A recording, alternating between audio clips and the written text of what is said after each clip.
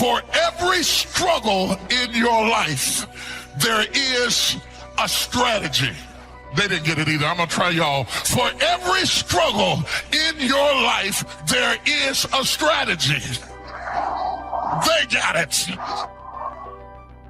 Because on the outside, people don't look broken. You don't see bruises, and you don't see scratches, and you don't see scrapes, and people don't walk around in a big cast, and so you can't tell with the naked eye. The problem is that there's a malfunction on the inside. So many times, depression, what it feels like is this, that I'm so afraid to share what's going on the inside because I'm afraid it might destroy you. So what I do is I bury it on the inside of myself only to destroy myself. When it comes to things that really matter in life, I think all of us know that better is a perspective. You know why you think some people's lives are better than yours? Because you see the part that they show you. They might have a better house, but I wonder what goes on inside. And see, you don't know which one's better.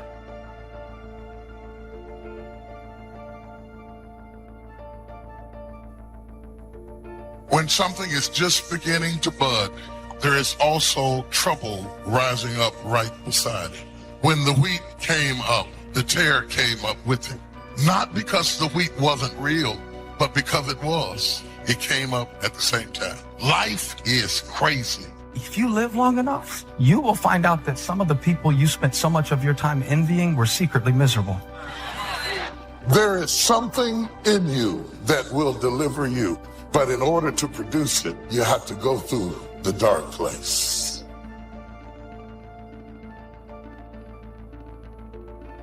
You will grow through what you go through. You will grow through what you go through. We got to go backwards to get better. We got to go all the way back to get better. I have to be comfortable in my life to accept that sometimes loss is the way to gain. To know that sometimes the most painful moments are the most purposeful moments. I have to be comfortable in my life to stop comparing myself so much with people who are not meant to be the standard anyway. Now, I don't know what you're facing today, but I know this, everybody in this room is facing something. If it ain't nothing but life. If you don't have nothing to fight but life, if everybody likes you and you're just as beautiful as you can be and as healthy as an Olympian, if you deal with nothing but life, life will try you to the breaking point.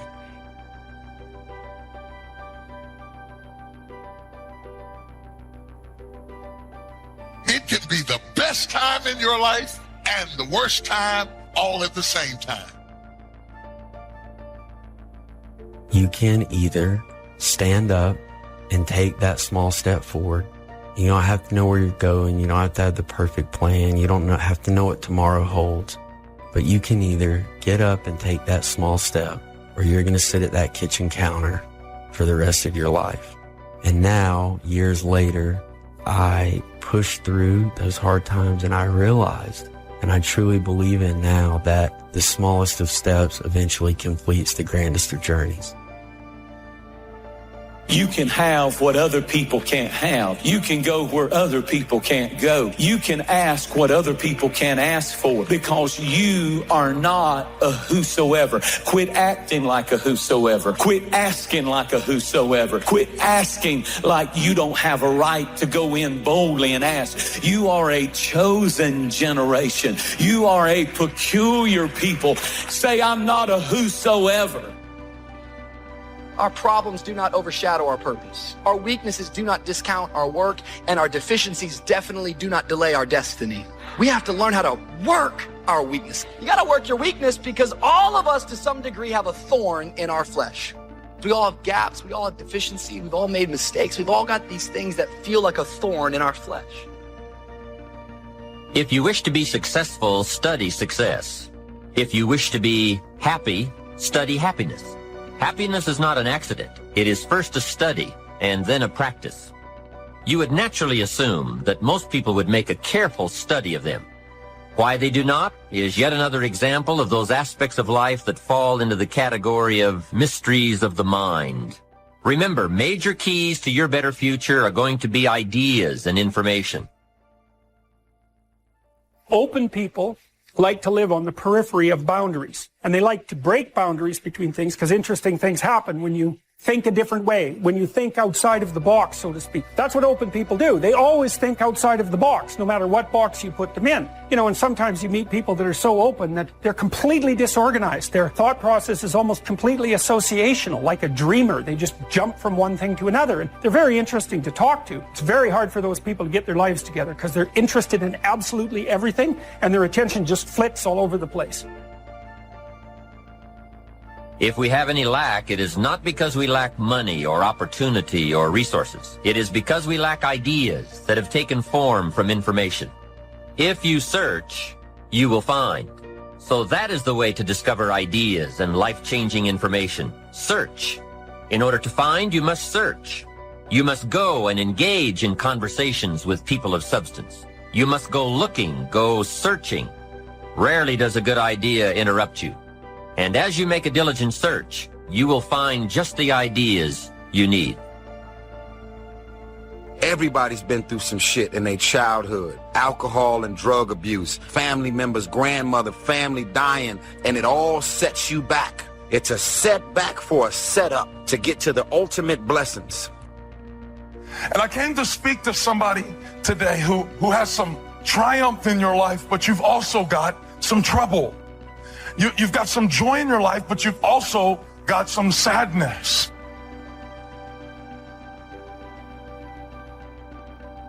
Until you have had the taste of finishing, you will not respect yourself. Until you follow through, until something is done, tears and struggles and pain, and you go through it anyway, and you show up and you continue to fight on no matter the circumstances. So why not reach down inside of you and come up with some more of those remarkable human gifts? They're there waiting to be discovered and employed. And I challenge you to do that because you can change. If you don't like how it is for you, change it. If it isn't enough, change it. If it doesn't suit you, change it. And I challenge you to do all that because you can change. See, you don't ever have to be the same after today, only by choice. Now for the process of change, just a philosophical pronouncement won't do. It takes more than that, and it takes more than enthusiasm. You can get all excited about lifting 200 pounds until you get to the gym. Then you need a new excitement, and the new excitement is discipline. Discipline, the major step to human progress. If there is one thing to get excited about, this is it. Get excited about your ability to make yourself do the necessary things to get a desired result. That's true excitement. Really making personal changes calls for 10% inspiration and 90% perspiration. Wishing we could change is a beginning. But now wish must be translated into activity, and inspiration and affirmation must lead to discipline. We can affirm that we are going to change, but we must now form new habits and develop new disciplines for the affirmation to come true. We can look at developing ourselves spiritually, physically, and mentally. With respect to our spiritual development, this may be a major or a minor issue for you depending on your values and your goals. Come to your own decisions as to what it will take to nourish your spiritual nature. Next, let's look at physical development. The body and the mind work together and depend on each other, so they both need attention. Treat your body like a temple. So just put it in your notes. Body like temple. Not a bad suggestion. Now, in taking care of the physical, we must learn to be conscious of ourselves, but not self-conscious. We need to be aware of our physical appearance, our physical well-being, but not to the point of being self-conscious. But some people devote too much of their day to physical appearance. Physical appearance is going to have something to do with your future, your well-being, so do spend some time on physical appearance. How we appear to other people does make a difference in terms of our acceptance and our ability to function and do well in the marketplace. If you do have a pattern, realize that any pattern you have, including self-sabotage, still comes back to one thing. Human beings, no matter what we're doing, including sabotaging ourselves, we do it for a positive intent. If it clearly is a pattern where you are subconsciously sabotaging yourself, screwing things up, hey, get excited. Don't get upset. Say, hey, look, my brain is doing what it does best. Personal development, how important. Remember, the major key to your better future is you. That's a sentence with a lot of value. The major key to your better future is you. For a share of my life, I didn't understand the importance of that phrase. I used to wonder why two people could work for the same company and one make twice as much money. Wouldn't that be a puzzle? I know there are many ways to do well, but in this narrow area called compensation, what is the difference? I thought time makes some of the difference. Some people do better because they have more time. Now that's got to be dumb, right? You can't get someone else's time. There isn't any more time. Where would you find any? Hey, when the clock strikes 12 midnight, that's about it. It's over. There isn't any more time. If you insist on finding more than 24 hours a day, they will come and take you away. You see, what you become is far more important than what you get. However, it is also true that what you become directly influences what you get. Most of what we have attracted by the person we have become. So here's the great challenge of life. You can have more than you've got because you can become more than you are. That is the great focus of attention for life change. Now, on the other side of the coin, it reads, unless you change how you are, you'll always have what you've got. I've discovered that income does not usually exceed personal development. Sometimes income takes a lucky jump, but unless you keep growing out where it is, it will usually come back where you are. Life has strange ways. A very rich man once said, if you took all the money in the world and divided it equally among everybody, it would soon all be back in the same pockets. I guess it is hard to keep what you haven't attracted by your own personal development.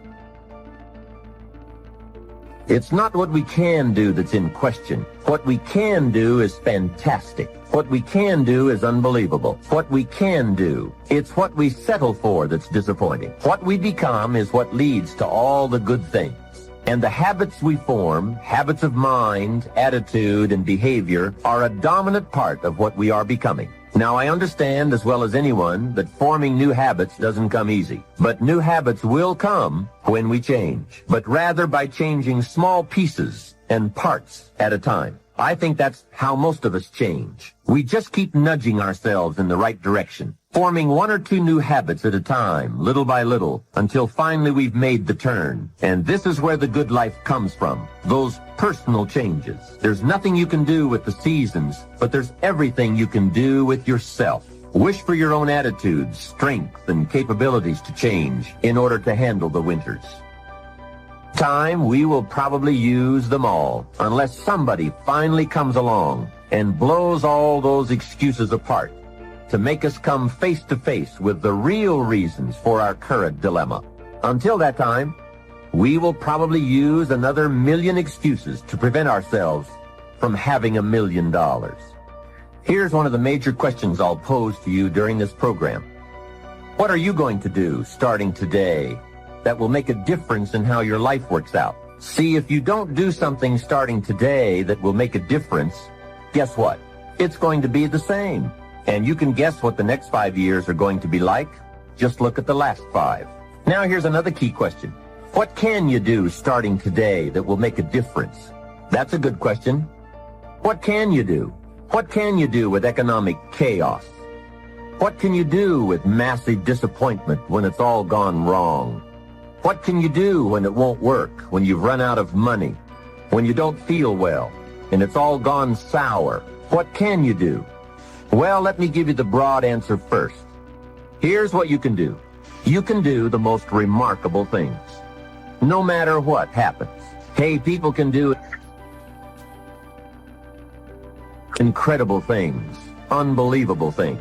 A man can do the most amazing things with the most impossible circumstances. A woman can do the most remarkable things with the most disastrous circumstances. Hey, I found out kids can do remarkable things. That is, if they have remarkable things to do. I also found out if they don't have remarkable things to do, there's no telling what they'll do.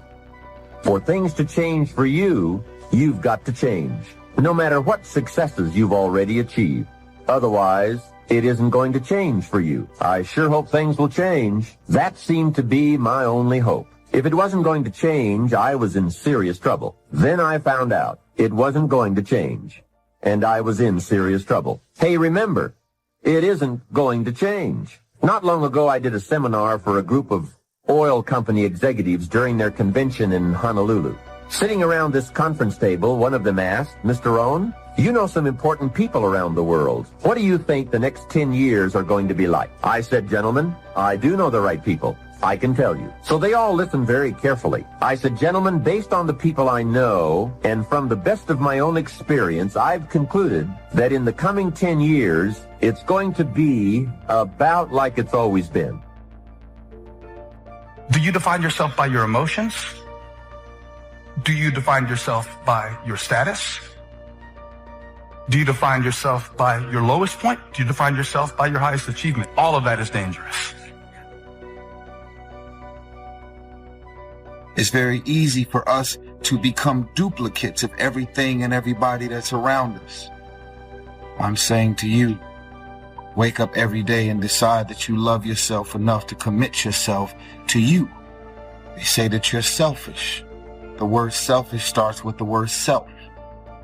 I cannot take care of you if I'm not taking care of myself. Some of y'all are so consumed, you're allowing people to make you feel bad about being so blessed.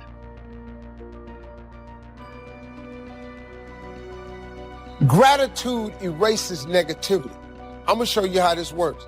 If you wake up in the morning, you start having negative thoughts. Man, this ain't my day. I woke up on the wrong side of the bed. Every time you feel in the middle of the day, if you feel yourself doing that, stop. Just stop for a second and start going over in your mind everything you have to be grateful for. Not everything you want, everything you already have, because what you have is substantial.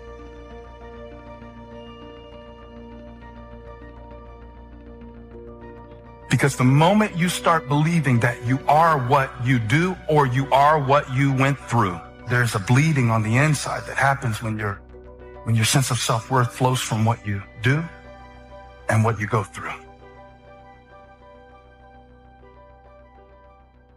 Every multimillionaire and every multi-billionaire in this world that are living on the top have all decided that I'm going to commit myself to this career, this vision, this goal. They're going to call you names. They're going to say you're corny. They're going to call you a square. Those are the characteristics of a champion. You have to accept that all your excuses are lies. They are lies, all of them.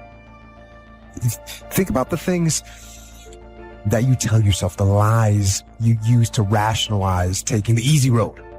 Taking the easy road and leaving discipline behind. Think about them.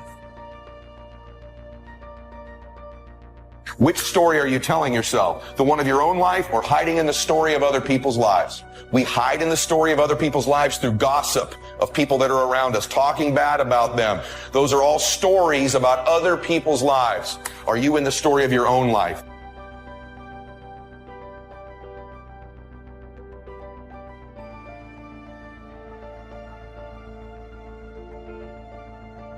There's all kinds of different ways to break. You can break physically, you can break mentally, you can break your heart, you can break your spirit, and none of those are fun, and all of those are going to leave a mark. But the mark that they leave can be the mark of victory, or it can be the mark of defeat. Because every time you break, and in every way that you break, while it's a chance, it's definitely a chance for you to give up and for you to just to fall apart. But there's also opportunity.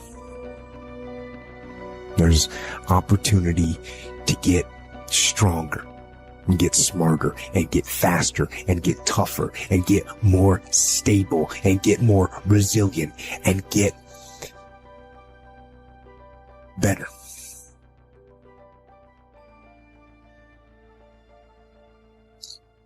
When you break, you have the opportunity to show the world, the whole world, what you are really made of. So if you break, the fight isn't over. In fact, if you break, the fight is just beginning. Let me tell you something you already know. The world ain't all sunshine and rainbows. It's a very mean and nasty place, and I don't care how tough you are, it will beat you to your knees and keep you there permanently if you let it. You, me, or nobody is gonna hit as hard as life. But it ain't about how hard you hit. It's about how hard you can get hit and keep moving forward. How much you can take and keep moving forward.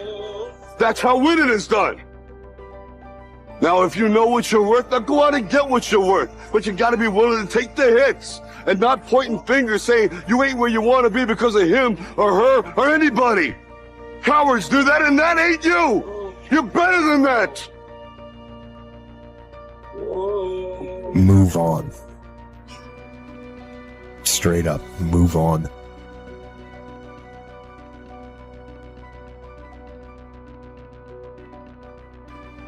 I don't need to be enabled. I need some friends who will empower me. Empower me to think a new thought. Empower me not to give up. Empower me to go further. Empower me to go harder. What is my spiritual giftedness? Because when God created you, he gave you gifts, spiritual strengths, to enable you to find and fulfill your purpose. When you find your spiritual gift, you'll be good at it. It'll be just what you do well. It'll fit. It'll be natural. It'll be easy. I'm not a victim, I'm a victor. And my present situation does not define my potential destination. Life doesn't happen to me. Life happens for me. So spare me your sympathy. I don't need any of it. What I do need is your strength. What I do need are your strategies. I need you to empower me so I can step into the future God has called me to. You buy a ticket on a train or a plane because you want to go someplace, and you know exactly where you're going. You may have to change planes in a different city. Your flight may be canceled, and you may have to switch to another flight, but you will persist. You know where you're headed, and you're quite determined to get there. That's goal-directed behavior in its simplest form. You've got a lot to give. You have a lot to offer. The fact that you're still here means that your business is not through yet. The other thing that keeps us from reaching our goal is not feeling worthy. Because see, when you don't feel worthy of your goal, you'll begin to unconsciously engage in self-destructive behavior, like procrastinating, constantly putting things off, squandering your time, and that's what life is made of. Do you have character? Are you for sale? Your future depends on your character, not your charisma. And most leaders, whether they are politicians, preachers, or parents, they try to live off their charisma. They try to live off their talent. There's so much we're learning now. We may not know we've learned it until way on the other side of it. You don't really realize life lessons until later. You know that, right? It's later that you say, oh, it was good for me that I was afflicted. Oh, it's good for me that they told me no. And it's later that we see the lessons. A lot of times it's later that we see the lessons. When you start to pile them into life, what's your distraction? Just be honest.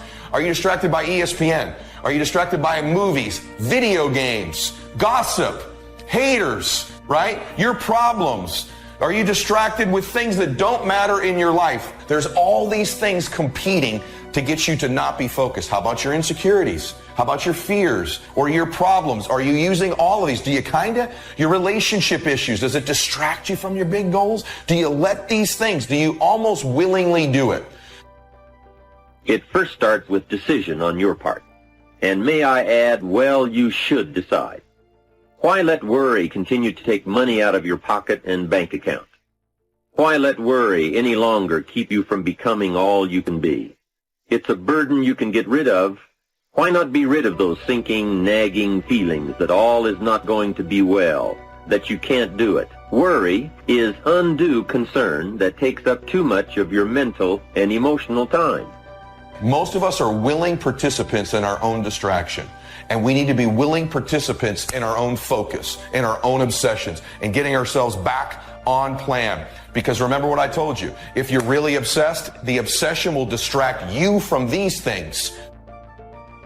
I'm saying that regardless of the presence of those negative influences in your life, the best thing you can do, the most empowering thing, the strongest thing, and ultimately the wisest thing, is to accept responsibility for your own destiny, plain and simple. Just start working at it just a little bit, but do find out what your work is and hold on to it and don't let your dream go. I think that many of us don't go the next step because we don't know what to do yet. And I say that the reason that we don't even explore the possibility of what to do is because subconsciously we don't believe that it can happen for us, and we don't believe that we deserve it. The lesson of letting go is not only that external events cause us to let go, the way God changes us is transformation from the inside out. Vision without values is destiny without discipline. No matter how great your vision is, it can be destroyed. So your destiny depends on your personal discipline. Character will always protect your vision.